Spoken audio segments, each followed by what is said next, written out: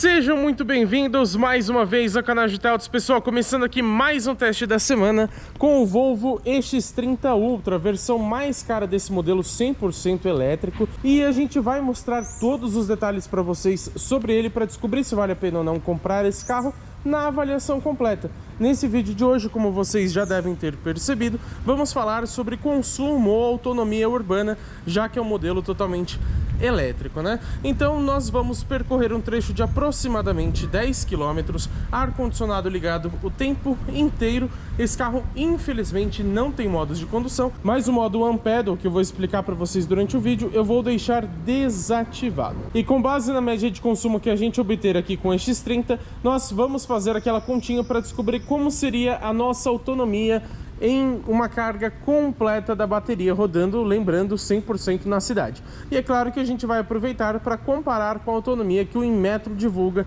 para ver se fica muito perto ou muito distante. Pessoal, vamos lá começar então nosso teste de consumo aqui com o Volvo EX30 Ultra. Acabei de ligar o ar-condicionado, também redefini a nossa única média de consumo. Infelizmente tem um trip só que a gente consegue resetar. E lembrando, estamos saindo daqui, se vocês quiserem conferir lá no final, estamos saindo com 81% da bateria e 339 km de autonomia projetada. Claro que a gente vai andando sempre de forma bem tranquila, como sempre fazemos aqui no canal, né? Também vale lembrar vocês que esses testes que nós fazemos são para a gente ter uma ideia do quanto um carro é mais econômico ou mais gastão em relação ao outro. E isso principalmente nos modelos a combustão, porque sempre vai ter variação entre cada teste, tá, pessoal?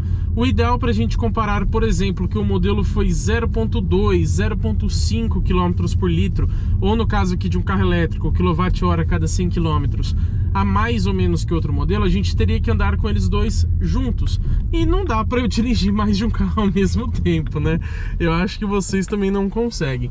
Então, você também tem variação, por exemplo, com questão de semáforo, questão de trânsito. No carro elétrico, a temperatura faz muita diferença. Hoje estamos aqui por volta de 24 graus, e isso acaba ajudando no consumo, que aí não fica muito alto, tá numa temperatura ali mais ou menos ideal para o funcionamento da bateria. Ou seja, você tem realmente sempre variações. E no carro elétrico é extremamente variável, é mais ainda do que o modelo a combustão, tá? O ar-condicionado também, ele é atrelado diretamente na bateria, então muita coisa vai ditar o consumo. Por isso que é só pra gente ter uma ideia. E é claro que aqui no começo do vídeo eu já quero pedir pra vocês, deixa o seu like aqui embaixo, porque essa é uma forma de retribuição que vocês podem dar aqui pro nosso canal. Quando você deixa o seu like, o YouTube entende que você curtiu esse vídeo e te passa a recomendar mais conteúdos do nosso canal e mais do nosso trabalho também para outras pessoas. Ao longo desse vídeo, se você não gostar dele, é só você retirar o seu like. Bem simples, né? Aproveita esse momento também para dar aquela hypada no vídeo, que é uma função nova, completamente gratuita do YouTube. Você tem também a opção de pagar, se você quiser, o que ajuda ainda mais a gente, mas de qualquer forma você já está apoiando o nosso trabalho, dando aquela hypada e deixando o seu like. Vamos começar falando de conjunto mecânico, como eu sempre gosto de dizer aqui para vocês. Esse aqui, digamos que não é tão mecânico, já que é um carro 100% elétrico, né? Mas a gente tem posicionado no eixo traseiro, ou seja, é uma tração somente nas rodas de trás, um motor elétrico de 272 cavalos e 35 kgfm de torque. São bons números, né? E adianto para vocês que esse carro tem um desempenho fenomenal. Infelizmente a gente não vai mostrar nesse vídeo, porque o foco é o consumo de combustível, que nesse caso aqui é energia, mas a gente mostrou isso no nosso vídeo de viagem. Saímos do pedágio pisando no fundo no acelerador, e na avaliação completa a gente vai fazer uma arrancada com esse carro, basicamente um 0 a 100. Então já se inscreva no canal e ative as notificações, porque teremos muitos conteúdos legais aqui com o EX30 nessa versão Ultra. Já que eu citei a versão, vale mencionar que esse carro custa hoje R$ 299.950, o famoso 300 pau, né? Nessa versão Ultra aqui, com a bateria maior, que eles chamam de Extended Range, ou seja, você tem uma autonomia, digamos que estendida, né? E eu comentei para vocês sobre bateria, então vamos falar dela, né? Por que não? Nós temos aqui uma do tipo NMC, que é níquel, manganês, cobalto. Como a gente sabe, em comparação com a LFP, que também é um tipo muito comum, a lítio ferro fosfato, Aqui na NMC a gente tem uma densidade energética maior, ou seja, se você pegar uma LFP e uma NMC exatamente do mesmo tamanho, vamos supor as duas com 1,5 m, nessa aqui vai caber muito mais energia do que na LFP, ou seja, sua densidade energética é maior. Em contrapartida, a LFP costuma ser muito mais segura e até mais durável. Então você tem ali um perde-ganha, como a gente tem em basicamente tudo do mundo automotivo, tudo na vida, na verdade, né? Aliás, vale destacar para vocês que somente a versão Core, a de entrada, tem uma bateria reduzida, que é do tipo LFP, inclusive, não NMC. E existe também a versão Core Extended Range, que aí já é com essa bateria aqui maior. Então, em todas essas outras versões, ela tem capacidade de 69 kWh, porém nominal, ou seja, aquela capacidade total da bateria. Se a gente considerar a capacidade utilizável, que a gente vai conseguir usufruir realmente no dia a dia, são 65 kWh. Ainda assim, uma capacidade muito boa. Lembrando, pessoal, esse carro aqui ele pesa 1.850 quilos e aproximadamente 400 quilos desse peso total é somente das baterias. O problema do carro elétrico, além da autonomia da recarga, né, algumas coisas nesse sentido, isso para viagens longas, né? Na cidade não faz tanta diferença. Mas um dos problemas do carro elétrico é justamente o peso das baterias. Elas são extremamente pesadas e isso, claro, aumenta até mesmo o consumo. Quanto mais pesado for o seu carro, mais ele vai gastar energia. Seja eletricidade, como nesse caso aqui, seja etanol, gasolina, diesel, enfim. E se nós temos aqui o modelo 100% elétrico, como...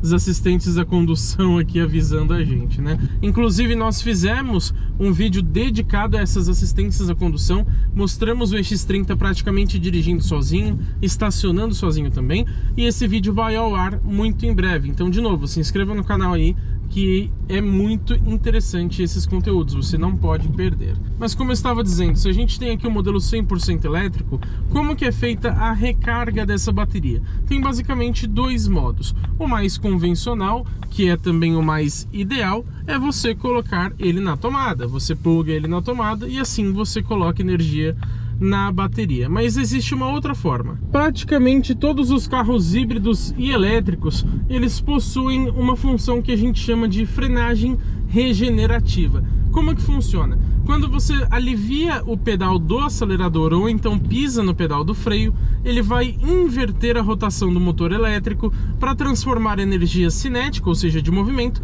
em energia elétrica.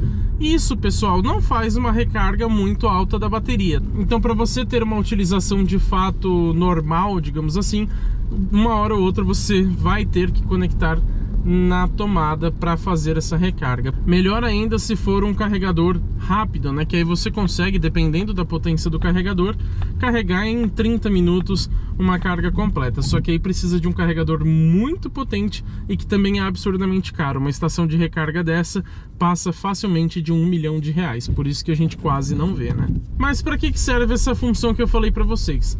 Bom, como o próprio nome já diz, até porque ele também é chamado de recuperação de energia, não somente de regeneração, você tem aqui uma economia de combustível, a gente pode dizer assim.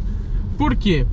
Você não consegue, como eu disse, fazer uma recarga de fato das baterias, mas se você recupera um pouco daquela energia que você gastou, você ajuda muito o consumo de energia.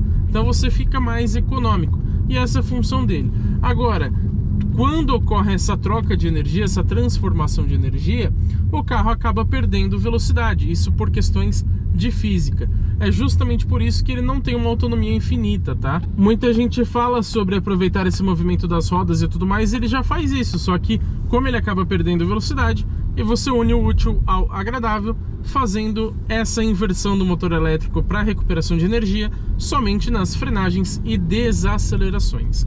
Tá certo? Aqui no painel de instrumentos, que na verdade é a central multimídia, já que esse carro não tem painel, por incrível que pareça, tá? Estamos falando de um modelo de 300 mil reais, mas é uma pegada mais minimalista. Então todas as informações a gente visualiza aqui por essa parte de cima, que não é touchscreen, é touch só na parte de baixo, tá? Então a gente pode chamar, digamos, de painel de instrumentos aquela parte ali. E você tem um indicativo do quanto você está gastando ou então recuperando energia. Então quando eu solto o pé do freio, do acelerador, aliás, a gente vê uma barrinha verde descendo ali ao lado de um símbolo de eletricidade, né? Justamente porque estamos recuperando carga. Agora, eu vou dizer para vocês que faltou aqui no X30 alguns modos de condução.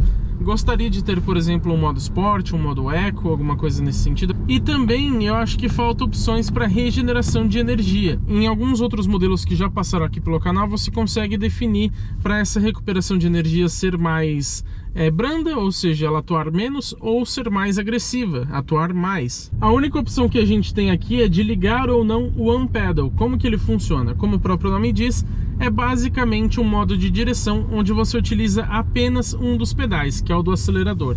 Por quê? Vou até ligar ele aqui para vocês verem. Não estou freando, tá? Ele está perdendo bastante velocidade somente de eu tirar o pé do acelerador.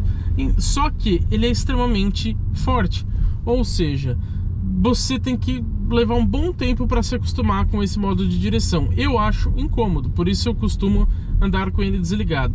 Assim que você alivia um pouquinho o pedal do acelerador, você já sente o carro perdendo bastante velocidade. Então você poderia ter, apesar de ter esse modo One Pedal, alguns níveis diferentes para essa regeneração de energia, um baixo, um médio, um alto e o One Pedal, aí seria perfeito. Pessoal, nós estamos chegando aqui no final do nosso trajeto, então nós vamos fazer o quê? Somente estacionar ali e conferir como que ficou então a nossa média de consumo de eletricidade. Será que o Volvo EX30 gasta muita bateria? Bom, vou desligar o carro aqui de forma manual, tá? É meio complicado porque esse carro não tem um botão de partida, então a gente tem que vir aqui em controles, modos, desligar. Agora nada mais interfere na nossa média de consumo. Vamos lá conferir como que ficou? Bom, pessoal, desliguei o ar-condicionado só para não ficar fazendo barulho aqui na nossa gravação. Esse pontinho que vocês estão vendo aqui, porque esse é um monitoramento do motorista, tá bem quente, inclusive. Mas a olho nu você não vê, tá? É só por questão da câmera. Falamos disso também no vídeo de assistências à condução. Status do veículo, informações da viagem. Considerem esse viagem atual porque ele reseta sozinho. Infelizmente aqui, ó, a gente só pode mudar a forma com que ele conta esses dados. Não dá para resetar, só esse aqui de baixo. Rodamos então 10 km, mais ou menos 22 km por hora de velocidade média e o consumo 19,3 kWh a cada 100 km. Bom, com base nisso, a gente pode chegar à conclusão de que a bateria, tendo 65 kWh de capacidade utilizável, daria uma autonomia de 337 km com uma carga completa da bateria. Quanto que o Inmetro informa pra gente? 338, muito parecido. Porém, o ciclo europeu WLTP informa 476, então já é uma diferença bem grande, bem expressiva. Mas também vale lembrar, pessoal, que o Inmetro ele informa pra gente outras duas médias em quilômetro por litro. Mas como assim quilômetro por litro num carro elétrico? É simples, tá, pessoal? Para que a gente consiga fazer uma comparação mais direta e mais justa de um carro elétrico com um carro a combustão, o Inmetro ele faz o quilômetro por litro equivalente. Ou seja, na cidade, segundo o Inmetro, o EX30 Ultra faz 43,2 km por litro equivalente. Então é como se fosse, tá?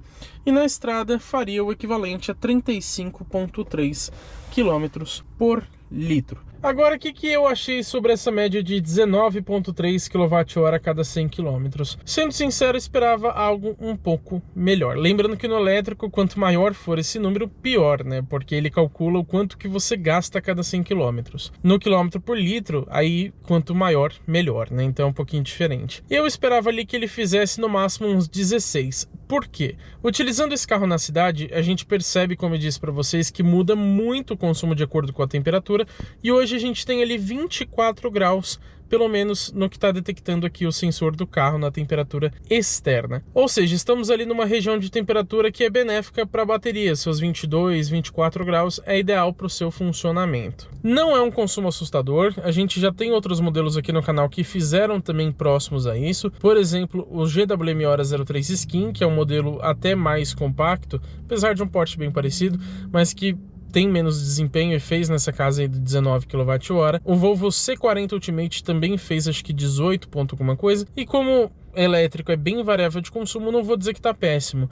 A gente conseguiu, por exemplo, fazer a autonomia que o Inmetro informa pra gente. Porém, eu consegui várias vezes fazer em torno de 11, 13, 14, já consegui até menos, mas aí em condições muito específicas onde você pega muito trecho de descida. Acontece que o nosso trecho aqui padrão do canal GT Autos, para ficar mais justo, a gente coloca um percurso onde tenha bastante descida, mas também tenha bastante subida, ou seja, fica bem equilibrado. Se não tivesse essas subidas, principalmente aqui mais para o final do percurso, com certeza esse consumo seria muito melhor. Porque não tem jeito, né, pessoal? Tem uma ladeira, você tem que pisar um pouquinho mais no acelerador para que o carro vença aquele desafio. Seja a combustão ou elétrico, pisando mais ele vai gastar mais. Mas ainda assim, não achou um consumo tão assustador. Tá ali dentro do esperado, já que é tão variável, como disse para vocês. Agora que vocês já sabem a minha opinião, eu também quero saber a de vocês. Então comenta aqui embaixo o que vocês acharam dessa autonomia e desse consumo aqui do Volvo X30. E claro, se inscreva no canal e ative as notificações, porque teremos muito conteúdo legal com esse carro e com todos os outros que passam pelo teste de uma semana aqui no canal GT Autos.